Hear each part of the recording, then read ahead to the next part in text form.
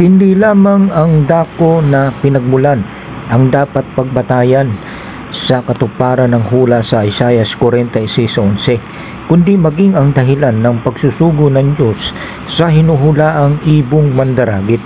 Paano ba ipinakilala sa hula ang uri ng mga taong pinagsuguan ng Diyos sa taong itinulad sa ibong mandaragit?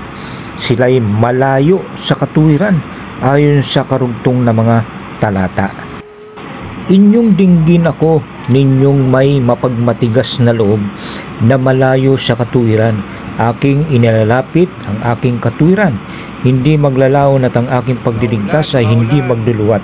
At aking ilalagay ang kaligtasan sa Sion na ukol sa Israel na aking kaluwalhatian. Isaiah 46:12 hanggang 13. Ang gagampanan ng sugong itinulad sa ibong mandaragit ay ilapit ang katuwiran ng Diyos sa mga tao upang sila ay maligtas. Ang katuwiran ng Diyos ay ang Ebanghelyo o mga salita ng Diyos ayon sa Roma 1:16 hanggang 17. Kaya ang sugong hinuhulaan ay mga ngaral ng Ebanghelyo. Hindi sisiro ang katuparan ng hinuhulaang ibong mandaragit dahil hindi kailanman niya naging gawain ang mangaral ng Ebanghelyo. Si kapatid na Felix Manalo ang gumanap ng gawaing pangangaral ng mga salita ng Diyos sa mga tao. Kailangang ilapit ang katuwiran ng Diyos sa mga taong pinagsuguan sa ibong mandaragit dahil malayo sila sa katuwiran. Ang pinagsuguan kay Siro ay ang mga Hudyo o mga Israelita. Kaya maling ituro na si Siro ang katuparan ng ibong mandaragit sapagat ang mga Hudyo o Israelita noon ay hindi malayo sa katuwiran, manapay ipinagkatiwala sa kanila ang mga aral ng Diyos ayon sa Roma 3:1-2. Nasa mga Hudyo o Israelita ang pagkukupkup at ang kalulatian at ang mga tipan at ang pagbibigay ng kautusan at ang paglilingkod sa Diyos ayon sa Roma 9:4.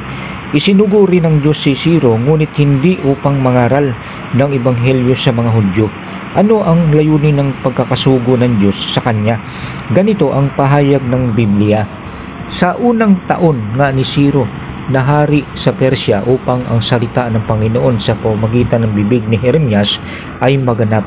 Kinilos ng Panginoon ang loob ni Siro na hari sa Persya na siya'y nagtanyag sa kanyang buong kaharian at isinulat din naman na sinasabi, ganito ang sabi ni Siro na hari sa Persya, lahat ng kaharian sa lupa ay binigay sa akin ng Panginoon, ng Diyos ng langit, at kanyang binilinan ako na ipagtayo siya ng isang bahay sa Jerusalem na nasa Huda. Sino mang mayroon sa inyo ng buong kanyang bayan, sumakanya nawa ang Panginoon niyang Diyos at umahon siya ayon sa 2 Kronika 36:22 hanggang 23. Sa makatwid, ang dahilan ng pagkakasugo ng Diyos kay Siro ay upang itayong muli ang templo sa Jerusalem. Isinugo siya ng Diyos sa mga Hudyo na nooy nagtataglay na ng katuwiran ng Diyos, Deuteronomio 6:17 hanggang 25.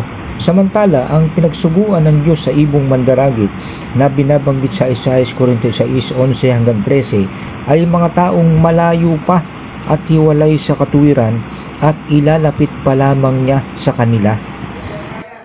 Kung gayon, sino at nasaan ang mga taong malayo sa katuwiran na pinagsuguan sa ibong mandaragit? Yan po ang sasagutin sa aking susunod na video. Iyakin nyo lang po na kayo po ay nakapalo at pakishare na rin po ang video ito para sa iba. Marami pong salamat, magandang hapon po sa inyong lahat.